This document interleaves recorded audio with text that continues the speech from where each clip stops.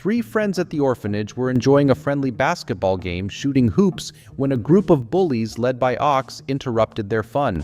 Kelvin decided to take on the bigger bully in a one-on-one game, wagering his jersey. Unfortunately, he lost, and the bullies cruelly ripped his jersey to pieces. The orphanage director, Mr. Biddleman, regularly forced the children to sell chocolate bars outside the Los Angeles Knights stadium. Though it seemed unfair, this task gave the kids a chance to watch the games on the big screen. However, with the team losing, chocolate sales suffered, and Mr. Biddleman punished the kids by taking away their TV privileges.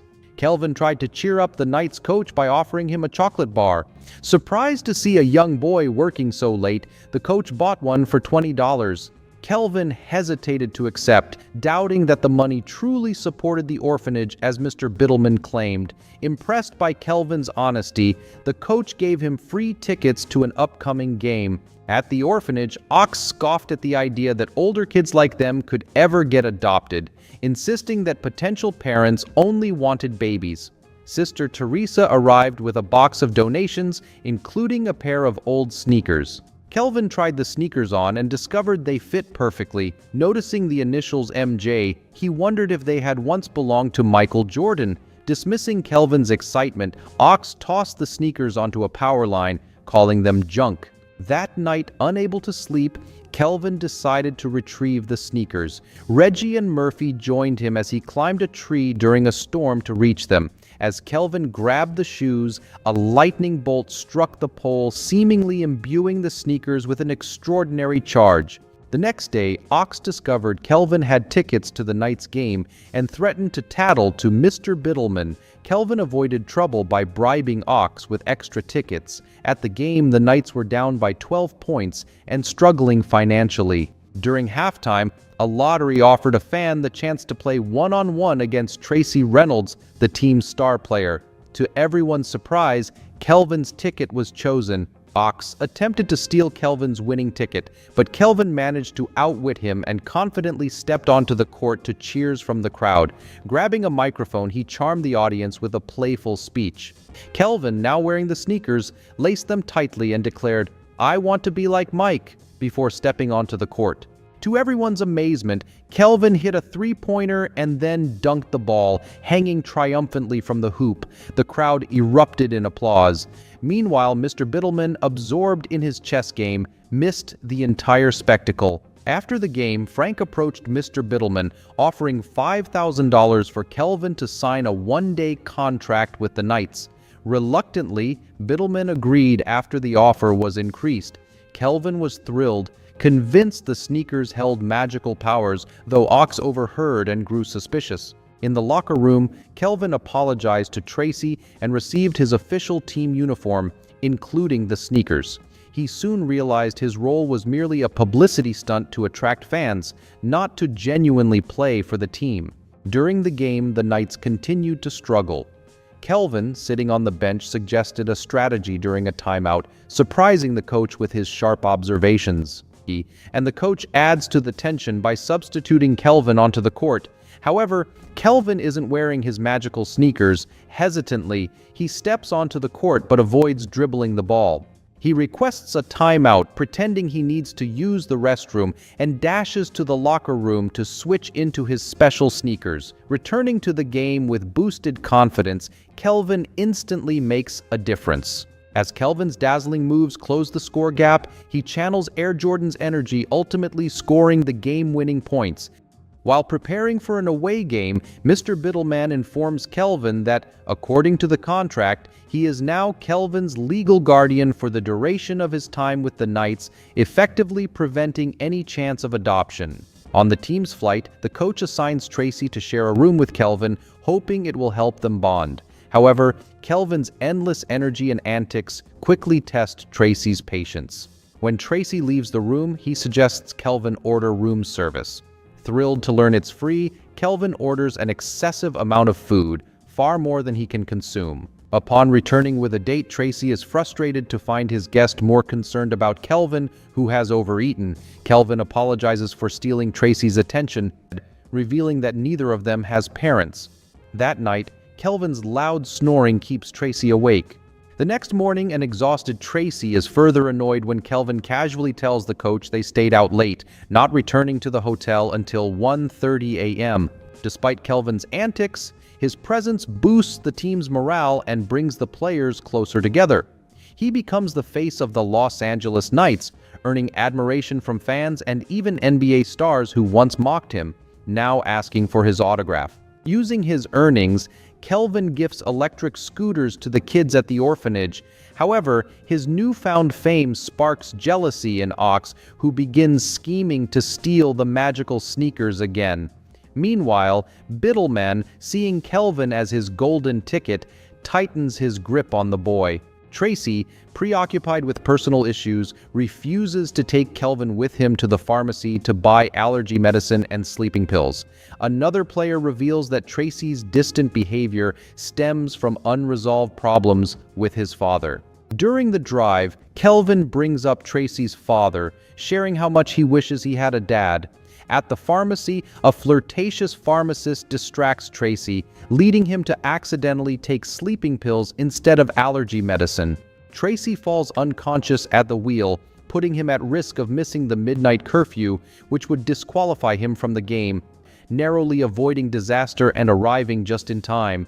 The following morning, Kelvin is benched for his risky actions. However, Tracy, now realizing Kelvin saved him, thanks the young player during their flight. Tracy also helps Kelvin overcome his fear of the dark and prepares him for an upcoming geometry test. Later, Murphy informs a disheartened Kelvin that a group of potential adoptive parents has arrived, but they are only interested in him. Kelvin discovers that Biddleman lied about the contract, using it as a means to forbid his adoption. The troublemakers convince Kelvin that his fame is the only reason people want to adopt him. They assure him they'll find him the perfect parents, but the candidates turn out to be a mix of actors, soldiers, hippies, Rastafarians, and other eccentric individuals. They suggest that Kelvin would be better off staying at the orphanage with his friends. Later, Kelvin visits Tracy's mansion and is blown away by its opulence. Kelvin vents his frustrations to Tracy. His friend is angry with him, the potential parents were disappointing, and he has an upcoming geometry test that he's certain to fail. Tracy reassures Kelvin that the right parents will come along in time and advises him to patch things up with his friend. For geometry, Tracy offers to help him study. To simplify the subject, Tracy draws diagrams on his mansion's walls, using basketball plays as relatable examples. The study session ends with a playful paint fight. When Murphy arrives in a cab, Kelvin jokingly asks Tracy for $49.50 to cover the nearly full fare. Inspired by the lesson, Murphy decides he wants to learn geometry too. With Kelvin's help, the Knights are now just 2 victories away from playoff qualification. If successful, the team stands to earn bonuses and endorsement deals. Murphy suggests that Kelvin doesn't need new parents and that Tracy should adopt him instead. However, Kelvin decides to focus on helping Tracy mend his relationship with his father. Taking the initiative, Kelvin brings Tracy's father to a press conference, but Tracy reacts angrily and sends them away. The team's lack of unity leads to a crushing loss in their next game against a rival team.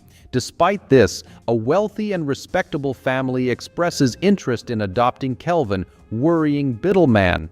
Biddleman talks to Ox about the magical sneakers, confirming their unique abilities. He convinces Kelvin that the prospective parents might not be a good fit and persuades him to replace the old sneakers with a new pair. Suspicious of Biddleman's motives, Kelvin entrusts his sneakers to Murphy, who tries them on immediately and exclaims, "I want to be like Mike."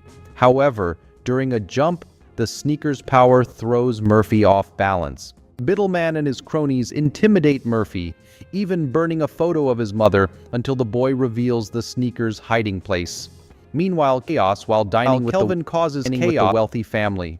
Confident in his scheme, Biddleman places a $100,000 bet on the Raptors, anticipating Kelvin's poor performance without the sneakers. The wealthy family tells Kelvin they will finalize the adoption the next day, making him officially a Boyd. Tracy, after making peace with his father, comes to speak with Kelvin, but leaves upon seeing the Boyd family. Murphy calls Kelvin in a panic, revealing the sneakers are locked in Biddleman's safe. Kelvin, realizing they're not in his bag, steals a vehicle and rushes back to the orphanage. As the game begins, Kelvin rallies the orphanage kids to ambush and tie up Biddleman, demanding the safe's combination. Ox steps in, and despite Biddleman pleading for help, Kelvin reminds Ox that he's part of their team, not Biddleman's. Offended by being called an idiot, Ox sides with the kids and reveals he memorized the safe's combination. Kelvin retrieves his sneakers, and the orphanage kids race to the stadium on scooters. Meanwhile, Biddleman contacts the bookmaker, who sends men to stop the kids from interfering. Just as Kelvin dropped his sneakers, Murphy, who had fallen behind earlier, appeared just in time to save the day. Near the stadium entrance, Biddleman tried to block Kelvin's way, but Kelvin quickly knocked him out by hurling a scooter at him. As Kelvin ran onto the court, the Knights were already down by 21 points. The crowd erupted in cheers at the sight of him. Tracy persuaded the coach to let Kelvin into the game. With the miracle kid on the team, the Knights immediately started closing the gap. Unfortunately, during a chaotic play, Kelvin's magical sneakers tore apart. Kelvin confessed to Tracy that his success had been entirely due to the sneakers and not his talent.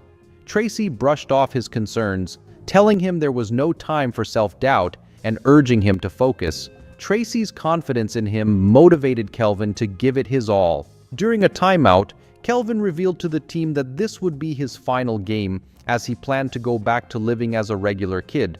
Without the magical sneakers, Kelvin struggled at first, but used his quick thinking and creativity to help the team secure the game-winning 2 points, sending the Knights to the playoffs. Though Kelvin was proud of the win, he felt a tinge of sadness knowing he might never see his teammates again.